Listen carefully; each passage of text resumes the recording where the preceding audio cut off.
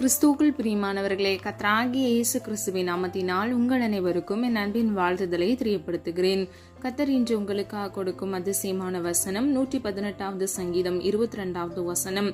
வீடு கட்டுகிறவர்கள் ஆகாதென்று தள்ளின கல்லே மூளைக்கு தலைக்கல்லாயிற்று. ஹல்லேலூயா. பிரியமானவர்களே, ஆகாதென்று ஒதுக்கப்பட்டிருக்கிறீங்களா? உங்க குடும்பத்துல கஷ்டப்பட்டு கொண்டிருக்கிறீங்களா? கவலைப்படாதீங்க.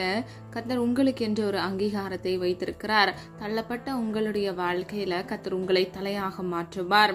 யோபு 36வது அதிகாரம் 5வது வசனம். தேவன் மகத்துவம் உள்ளவர், அவர் ஒருவரையும் புறக்கணியார். ஹல்லேலூயா. பிரியமானவர்களே, அவர் மகத்துவம் நிறைந்தவராக இருக்கிறார். அவர் ஒருவரையும் ஒருபொழுதும் புறம்பே தள்ளுவதே இல்லை, அவர் புறக்கணிப்பதில்லை. ஹல்லேலூயா. இன்றைக்கு பிரியமானவர்களே, சில குற்றங்கள் நீங்க உங்க வாழ்க்கையில செய்திருக்கலாம். அதை நிமித்தமா நீங்க கஷ்டப்பட்டு கொண்டிருக்கலாம். இல்லை என்றால் உங்களை காரணமே இல்லாம உங்களை விரும்பினவர்கள், உங்கள் குடும்பத்தார், உங்களுடைய நெருக்கமான நண்பர்கள் உங்களை விட்டு உங்களை புறக்கணித்து அவர்கள் புறம்பே போயிருக்கலாம். ஆனால் கர்த்தராகிய தேவன் மகத்துவம் நிறைந்தவராய், உங்களை ஒருபொழுதும் புறக்கணியாதவராய் அவர் இருக்கிறார். பிரியமானவர்களே, ஆகாதென்று தள்ளப்பட்ட உங்களை கர்த்தர் உங்கள் தலையை உயர்த்துவார். ஹல்லேலூயா. 51வது சங்கீதம் 17வது வசனம். நொறுங்குண்டதும் நறுங்குண்டதுமான இருதயத்தை நீர் புறக்கணியீர். ஹல்லேலூயா.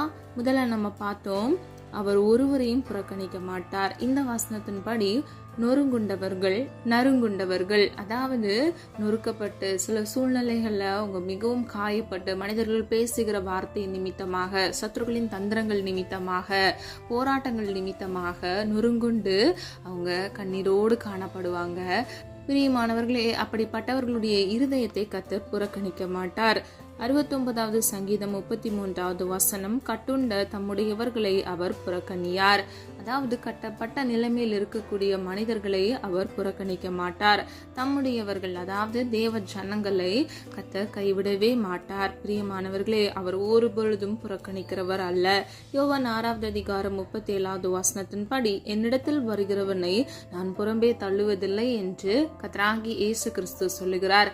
இன்றைக்கு நீங்க இந்த காணொளி கேட்டுக்கொண்டிருக்கிற நீங்கள் யாராக இருந்தாலும் கர்த்தராகிய தேவன் உங்களை புறக்கணிக்கவே மாட்டார். பிரியமானவர்களே, பாவத்தை அறிக்கையிட்டு உங்களுக்காக நீங்கள் மனம் திரும்பி நீங்கள் வேண்டிக் கொள்ளும் பொழுது கர்த்தர் நிச்சயமாக உங்களுக்காக மனம் இறங்குவார். ஆகாதென்று தள்ளப்பட்ட உங்களை கர்த்தர் தலையாக்குவார். உங்கள் தலையை கர்த்தர் உயர்த்துவார், புறக்கணிக்கவே மாட்டார். பிரியமானவர்களே, இவ்வுலகத்தில் மனிதர்களுடைய அன்பு மாறி போகலாம், ஆனால் மாறாத அன்பு கர்த்தராகிய இயேசு கிறிஸ்துவின் அன்பு. அவருடைய உருக்கமான இரக்கத்தினால், அன்பினால் அவர் உங்களை ஆசீர்வதிப்பார். உங்கள் தேவைகளை கர்த்தர் சந்திப்பார். உங்களை ஒருபொழுதும் கைவிடவே மாட்டார்.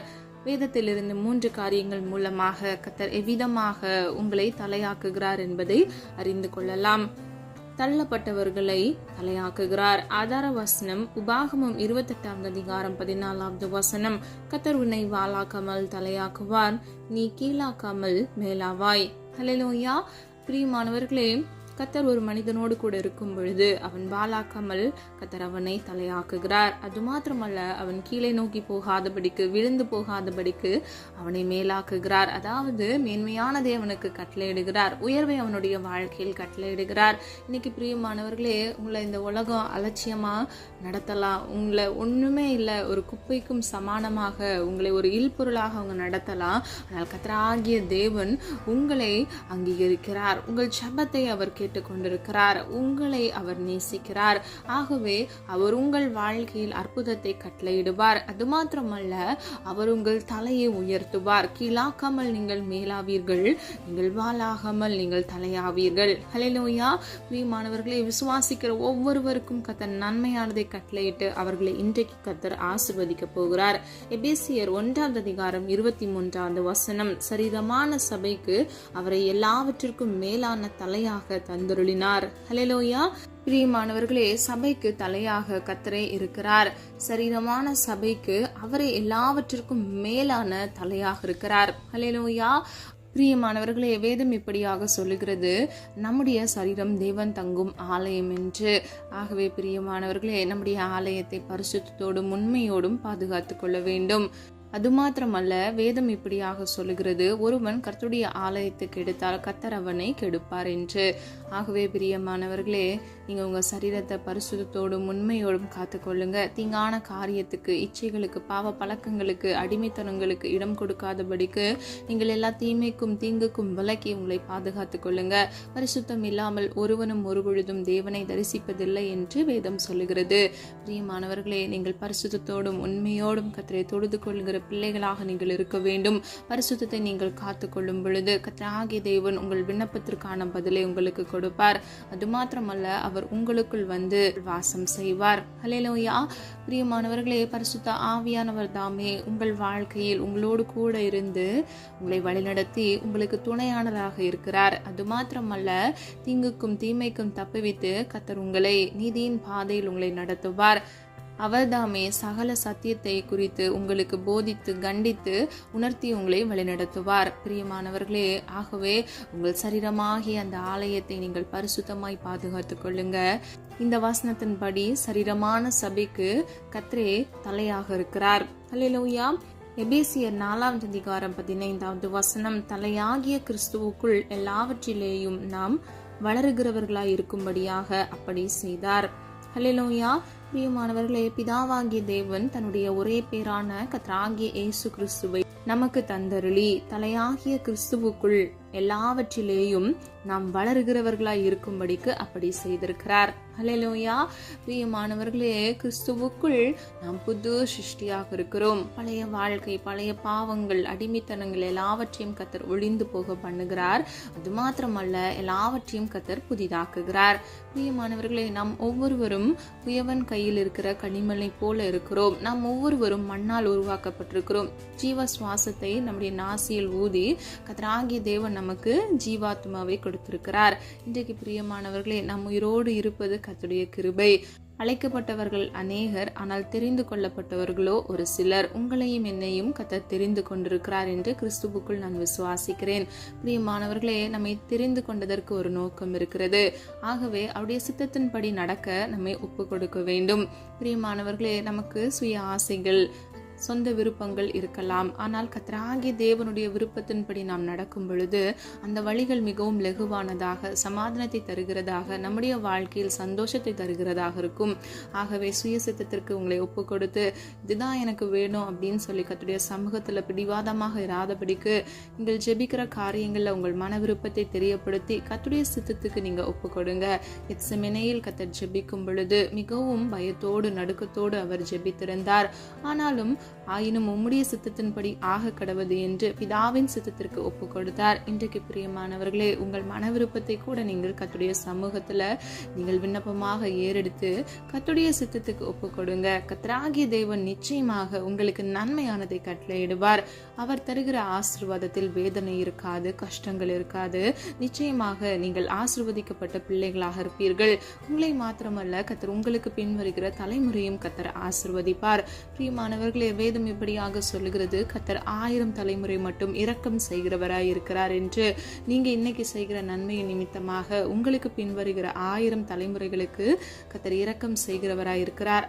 ஆகவே கர்த்தருடைய வார்த்தைக்கும் அவருடைய கட்டளைகளுக்கும் நீங்கள் கீழ்ப்பணிந்து நடக்கும் பொழுது கர்த்தர் உங்களுக்கு இரக்கம் செய்கிற தேவனாக இருப்பார். ஹல்லேலூயா. 2வது, தள்ளப்பட்டவர்களை தலைவனாக்குகிறார். ஆதார வசனம் 1 சாமுவேல் 13:14 கர்த்தர் தம்முடைய இருதயத்திற்கு ஏற்ற ஒரு மனுஷனை தலைவனாயிருக்க கட்டளையிட்டார். ஹல்லேலூயா. பிரியமானவர்களே, கர்த்தருடைய இருதயத்திற்கு ஏற்ற ஒரு மனுஷனை கர்த்தர் தலைவனாக்குவதற்கு அவர் கட்டளையிடுகிறார். அப்போ நம்ம வாழ்க்கையில கூட சில ஆசீர்வாதங்களை நம்ம சுதந்திரித்து கொள்ளணும் அப்படின்னா கர்த்தருக்கு பிரியமான பிள்ளைகளாக நம்ம இருக்க வேண்டும். அவருடைய இருதயத்திற்கு ஏற்றவனாக இருக்க வேண்டும்.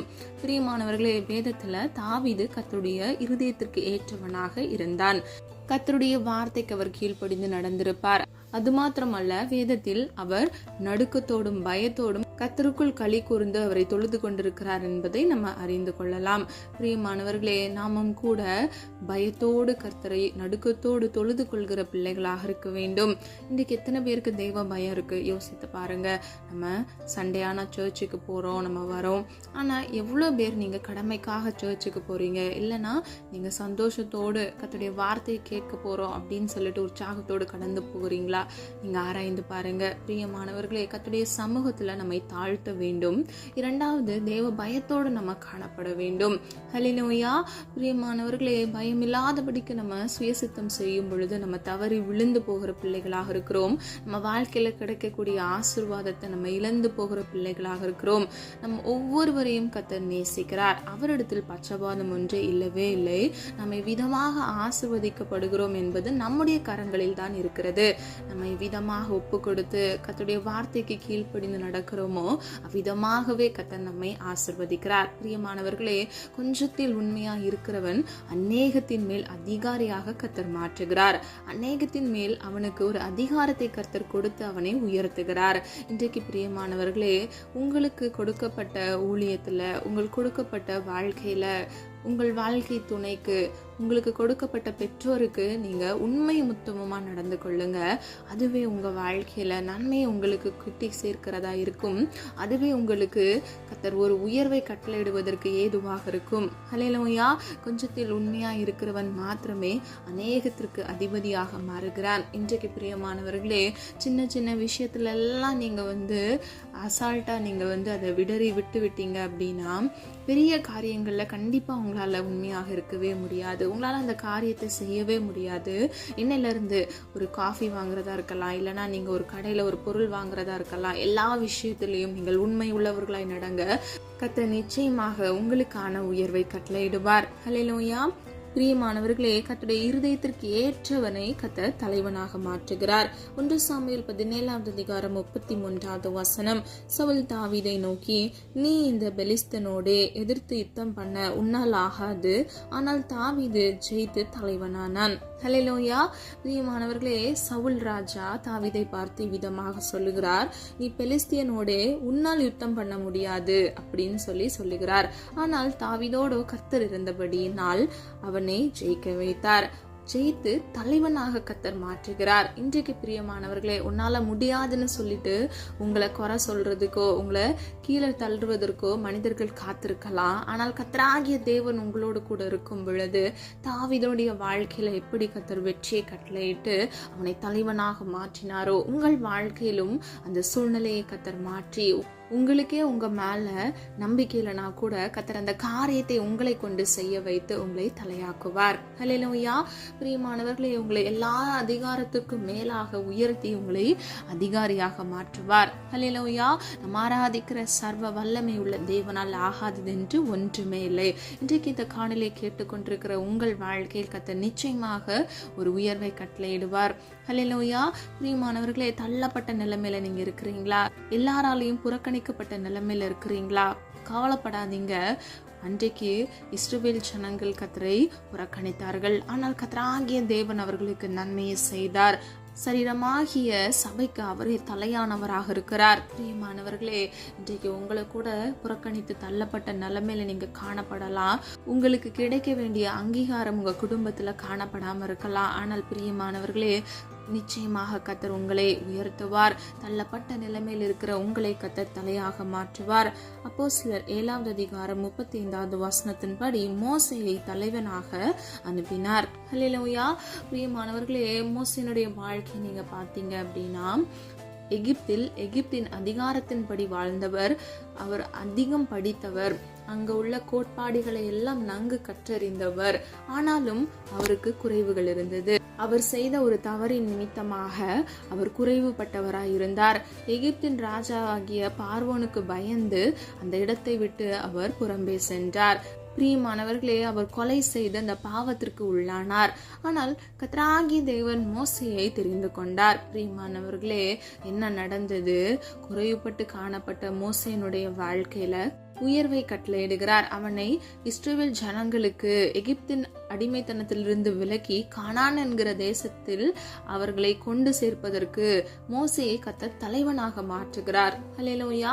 மோசேயோடு கர்த்தர் முகமுகமாக பேசுகிறார். மோசேயோடு கூட கர்த்தர் ஒன்றி உறவாடி நடக்கிறார். இத்தனை பெரிய ஸ்லாக்கியம் பாக்கியம் என்று பாருங்களேன். குறைவோடு காணப்பட்ட மோசேனுடைய வாழ்க்கையில கர்த்தர் நிறைவானதை கட்டளையிடுகிறார். அவனை இஸ்ரவேல் ஜனங்களுக்கு தலைவனாக கர்த்தர் மாற்றுகிறார். ஹல்லேலூயா.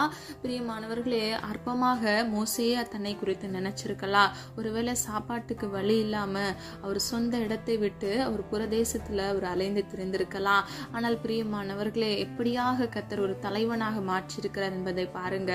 அவர் யோசித்து கூட இதை பார்த்திருக்க மாட்டாங்க. இன்னைக்கு கூட பிரியமானவர்களே, நீங்க பெருசா எதுக்கும் ஆசைப்படாம கூட இருக்கலாம். ஆனால் கர்த்தர் நிச்சயமாக தள்ளப்பட்ட நிலைமையில் இருக்கிற உங்களை கர்த்தர் நிச்சயமாக உங்களை தலைவனாக மாற்றுவார். ஹல்லேலூயா. அது மாத்திரமல்ல, அவர் காலங்களையும் சமயங்களையும் மாற்றுகிறவர். ஹல்லேலூயா. பிரியமானவர்களே, இதை நாம் தானியேல் 2ஆம் அதிகாரம் 20 முதல் 21வது வசனத்தின்படி அறிந்து கொள்ளலாம். அவர் காலங்களையும் சமயங்களையும் மாற்றுகிறவர், ராஜாக்களை தள்ளி ராஜாக்களை ஏற்படுத்துகிறவர். ஹல்லேலூயா.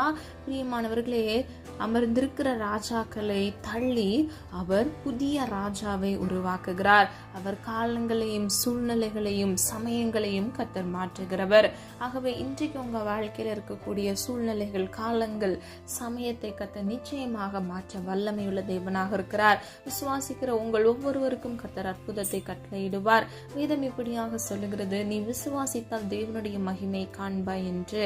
பிரியமானவர்களே, ஒரு அற்புதத்தை, ஒரு விடுதலையை நீங்க பெற்றுக்கொள்ள வேண்டுமா? முதலாவது உங்களுக்குள் விசுவாசம் இருக்க வேண்டும். விசுவாசத்தில் நீங்கள் வேரூன்றி வளர்கிற பிள்ளைகளாக இருக்க வேண்டும். வேதத்தில் சீஷர்கள் கர்த்தராகிய இயேசு கிறிஸ்துவை நோக்கி எங்களுக்குள் விசுவாசத்தை வர்த்திக்க பண்ணும் என்று விண்ணப்பம் பண்ணுகிறார்கள். பிரியமானவர்களே, இன்னைக்கு விசுவாசத்துல குறைவோடு காணப்படுறீங்களா? கவலைப்படாதீங்க. நீங்க ஜெபியுங்க. கர்த்தருடைய சமூகத்துல உங்களுடைய வீக்னஸை ஒப்பு கொடுங்க. அதாவது உங்களால் செய்ய முடியாத, உங்களுக்கு கடினமாக எண்ணப்படுகிற காரியங்கள்ல நீங்க கர்த்தருடைய கிருபையை கேட்டு நீங்க ஜெபிக்கும் போது, நீங்கள் கேட்கிற காரியங்கள்ல கர்த்தருடைய கிருபையினால் கர்த்தர் உங்களுக்கு தந்தருளுவார். ஹல்லேலூயா. சொல்லப்பட்ட ஒவ்வொரு காரியங்களை ஆராய்ந்து பாருங்க. நறுங்குண்டதுமான இருதயத்தை கர்த்தர் ஒரு பொழுதும் புறக்கணிக்க மாட்டார். கட்டுண்ட தம்முடையவர்களை, அதாவது அவருடைய ஜனத்தை அவர் புறக்கணிக்க மாட்டார்.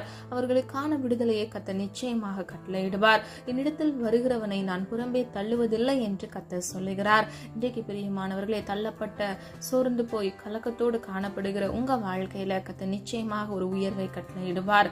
ஹல்லேலூயா. பிரியமானவர்களே, கர்த்தர் உன்னை வாளாக்காமல் தலையாக்குவேன் என்று வாக்கு கொடுக்கிறார். உங்களை கீழாக்காமல் கர்த்தர் நிச்சயமாக மேலாக்குவார். சரீரமாகிய சபைக்கு அவரே தலைவராக இருக்கிறார். இன்றைக்கு ஒப்பு கொடுங்க. பரிசுத்தத்தை காத்துக்கொள்ளுங்க. நீதியின் பாதையில் நடங்க. கர்த்தருடைய சமூகத்துல காத்திருந்து விண்ணப்பங்களை ஏறிடுங்க. விசுவாசத்தை காத்துக்கொள்ளுங்க. கர்த்தர் நிச்சயமாக மகிமையான காரியங்களை உங்க வாழ்க்கையில செய்து முடிப்பார். பிரியமானவர்களை, கர்த்தர் செய்ய நினைத்தது ஒரு நாளும் ஒரு பொழுதும் தடைபடாது. ஹல்லேலூயா. அவர் சொல்லாகும், அவர் கட்டளையிட நிற்கும். பிரியமானவர்களே, அவர் நிச்சயமாக உங்களுக்கு நன்மையானதை கட்டளையிட்டு உங்களை ஆசீர்வதிப்பார். ஹல்லேலூயா. நம்மளால் ஒரு மனதாக இணைந்து விசுவாசத்தோடு ஜெபிப்போமா?